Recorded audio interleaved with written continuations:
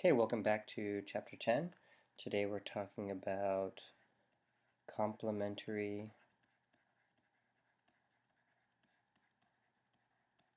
infinitives.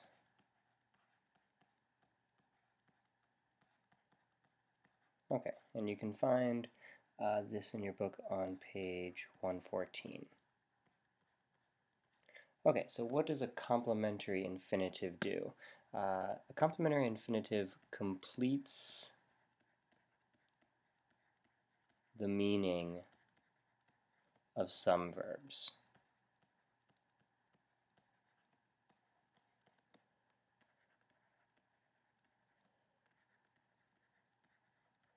Okay, so there are some verbs that naturally kind of want to be completed. I'm going to give you a couple of examples of those verbs. Probably the most common one is posum, which we just learned.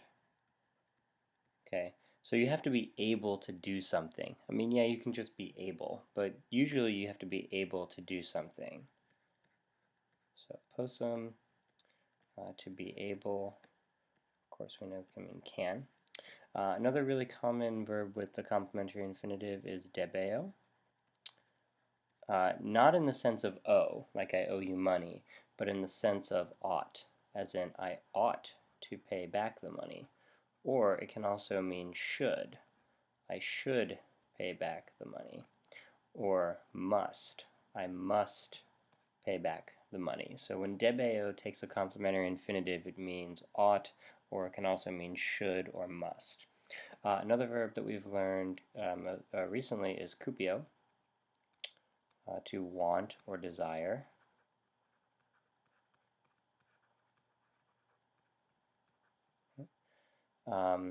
And then finally, another really common one with a complementary infinitive common verb is tempto, which means to try. So I try to do something, okay? And I'm going to give you examples now of some complementary infinitives. Okay, here's a really simple one. Possum ambulare. Okay, so possum here is acting as what we call a main verb, and ambulare is the complementary infinitive. And of course we know because this is an infinitive ending. So this is our complementary infinitive, how we're going to abbreviate it. And then when we translate this, this would be translated as I am able to walk. Or of course, possum can mean can. So you can also say I can walk. Notice we didn't say I can to walk, right? That doesn't sound correct in English, and it's not correct in English. So it's important to know that when you're using possum and you're translating it as can in English, you might not necessarily see the infinitive in English. And let me give you another example of that. If I say I can see, this would be translated as possum, and then we have to use the infinitive form for see, videre. Okay, so just because it doesn't have the to in it, don't be fooled by that. It can still be an infinitive, still be a complementary infinitive. Okay, let's use an example with debeo. Okay, so I'm going to give you a sentence this time. Ego ab amicis laudari debeo. Okay, here my complementary infinitive is laudari, and notice that it's passive. Remember, infinitives can be active or passive. Okay, and you can have a passive complementary infinitive. And so if we translate this, it's I. Okay, we see that for ego, also because of the O in debeo. Okay, I ought. And then we pick up our complementary infinitive. To be praised ab amicis. by the friends, or by my friends. Hopefully they're my friends. Okay, so here's our complementary infinitive laudari. Let's do an example with tempto. Okay.